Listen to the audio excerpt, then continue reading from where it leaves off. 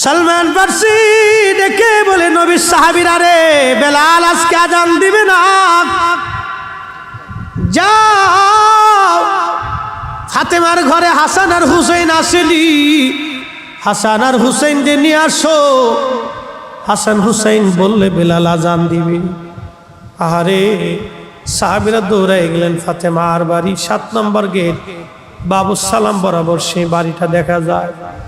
দৌড়াই যাইয়া ফাতেমার ঘরে গেলেন। হযরতে ফাতেমার ঘরে যাওয়ার পরে হাসান আর হুসাইনকে নিয়ে আসলেন। হাসান হুসাইন দেখতে নবীর মতো দেখা যাইতো, নানা চেহারা পাইছিলেন দুইজনে, দেখতে নবীর মতো দেখা যাইতো। বেলাল ছিলেন নবী রওজার পাশে। হাসান আর হুসাইন ছোট্ট দুই ভাইকে দেখে বেলাল উঠে দৌড়ায় এসে একবার ইমাম হাসানের বুকের মধ্যে মাথা ঠেকায় কাঁদে, আবার ইমাম হুসাইনের বুকের মধ্যে মাথা ঠেকায় কাঁদতেছিল। হযরতে বেলাল কাঁদতেছিল। ইমাম হাসান ডেকে বললেন, নানার মুয়াজ্জিন, যেই লাহান দিয়ে নানারে আজান শুনাইতা, সেই লাহান দিয়ে আমাদেরকেও আজান শোনাও। মসজিদে যাও, মিনারায় যাও, নানার মুয়াজ্জিন আজান আমাদেরকে শোনাও। হযরতে বেলাল একটা দৌড় মেরে স্থির থাকতে পারেন নাই। নবী দৌহিত্র আজান দিতে বলেছেন, একটা দৌড় মেরে মিনারায় উঠে আজান শুরু করলেন। আল্লাহু আকবার, আল্লাহু আকবার। প্রথম শব্দমালা সারা মদিনায় তাহাজ্জুদের সময় রন্দে রন্দে সওয়াই শব্দ পৌঁছায় গেল। মদিনার ঘর থেকে নবীর সাহাবীরা বের হয়ে দৌড় মারছে।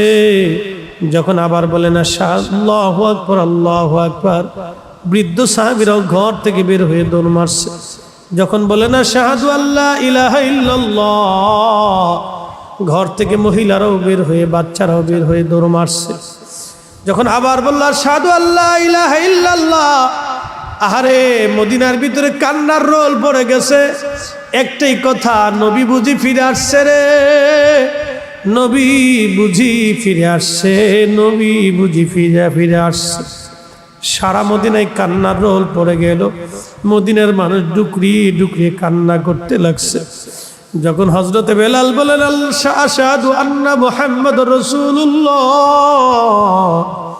বলার সঙ্গে সঙ্গে সব সাহাবী হযরতে বেলাল রাদিয়াল্লাহু আনহু অজ্ঞান হয়ে পড়ে গেলেন। আর মদিনার মাটিগুলি থরথর থরথর করে কেঁপে উঠছে। চিৎকার মেরে বলে যাবে কি আল্লাহু আকবার। মদিনার মাটিগুলি থরথর করে কেঁপে উঠছে। হযরত বেলাল রাদিয়াল্লাহু আনহু অজ্ঞান হয়ে পড়ে গেলেন।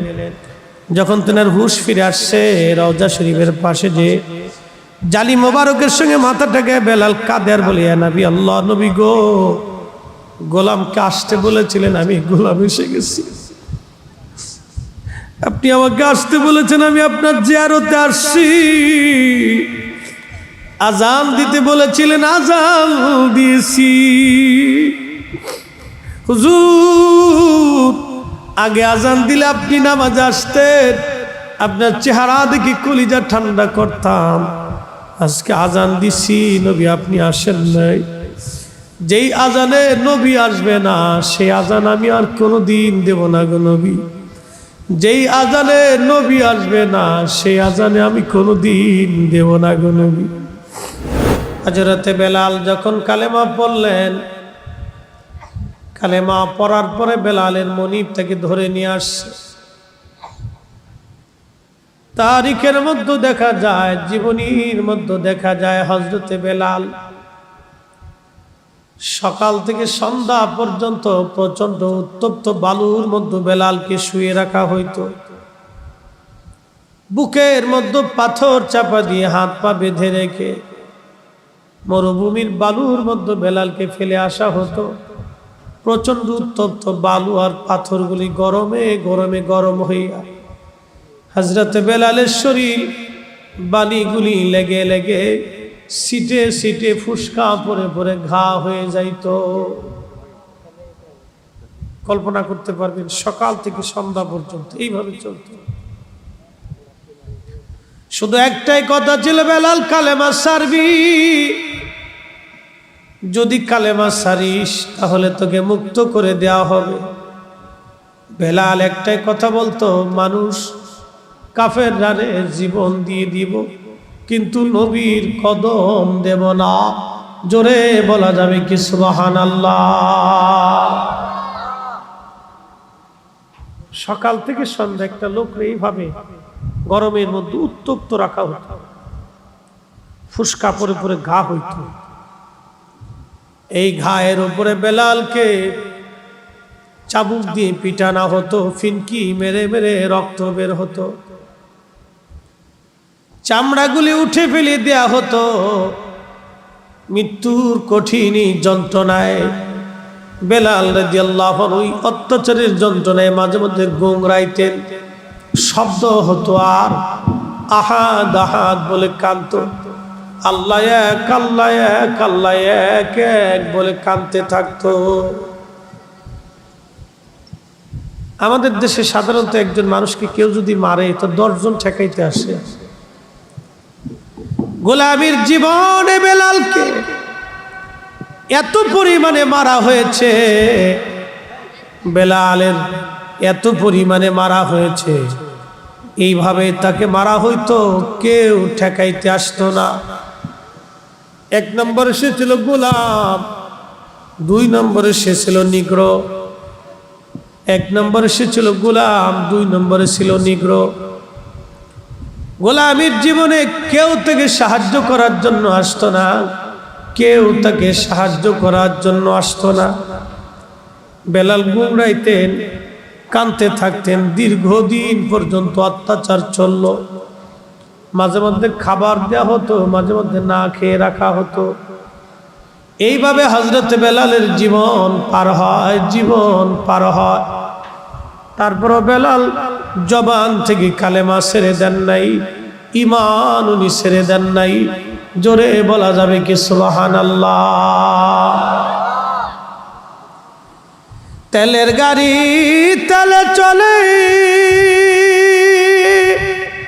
হাওয়ার গাড়ি হাওয়ায় চলে, বিনা তেলে চালায় গাড়ি নবী সুলাইমান, আমরা সেই মুসলমান। আমরা তো অনেক দামি মুসলমান, কিন্তু অস্তিত্ব ভুলে গেছি আজকে। আমরা অনেক দামি মুসলমান, কিন্তু অস্তিত্ব ভুলে গেছি আমাদের। আমরা অনেক দামি, কিন্তু আমাদের এই দাম আমরা ভুলে গেছি, আমাদের এই দামের কথা মনে নেই। আমরা এই দামের কথা বলে গেছি, এই দামের কথা আমাদের মনে নেই আজকে। খুব মনোযোগ দিয়ে, হযরত বেলাল রাদিয়াল্লাহু আনহু এতটাই আশিক রাসূল ছিলেন যে ওনার খেতাব আশিক রাসূল। আমরা যদি নিজেদের নামের আগে আশিক রাসূল লিখি তাহলে এটা বেমানান হয়। এই খেতাব আর কারোর জন্য চলে না। ইসলামের জন্য কি করছি এমন বলেন তো? কয়দিন মার খেয়েছি? কিচ্ছু করিনি। এই নবীর ইশকের জন্য আমরা কিছুই করিনি। এতটাই নবীকে ভালোবাসতেন যে এক দেখাতে কালেমা পড়ছে। একসাথে বলা যাবে সুবহানাল্লাহ। জীবন থাকবে কি থাকবে না কোনো গ্যারান্টি নেই। ওনাকে একবারে মেরে ফেলতেন না, ওরাদের অত্যাচারটা ছিল এত জটিল, ওনাকে একবারে মেরে ফেলতেন না। একবারে যদি মেরে ফেলতেন তাহলে তো কোনো কথাই ছিল না। ওনাকে একবারে মেরে ফেলতেন না, সারাদিন গলার মধ্যে রশি বেঁধে হযরত বেলালকে রাস্তার ভিতর দিয়ে পাথরের মধ্য দিয়ে টানা হতো। একইতে গরমে ফুসকা পড়ে যাইতো, পাথরের মধ্য দিয়ে টানার কারণে আরো ঘা হয়ে যাইতো। এই ঘায়ের উপরে আবার পিটুনি মারা হতো। গুমরায় গুমরায় বলতেন আহাদ আহাদ আহাদ, আল্লাহ এক, আল্লাহ এক। ওরা দেখলো বেলালের জবান বন্ধ হয় না, ওরা লোহার শিককে গরম করে নিয়ে হযরত বেলালের জিহ্বাকে বের করে নিয়ে জিহ্বার ভিতর দিয়ে লোহার শেকগুলি ঢুকাইয়া আগুনের শেকগুলি ঢুকায় মুখের মধ্যে চাপা দিয়ে ধরে রাখতো। কল্পনা করতে পারবেন একজন মানুষের জীবনে কত কঠিন অবস্থা গেছে, এরপরও কালেমা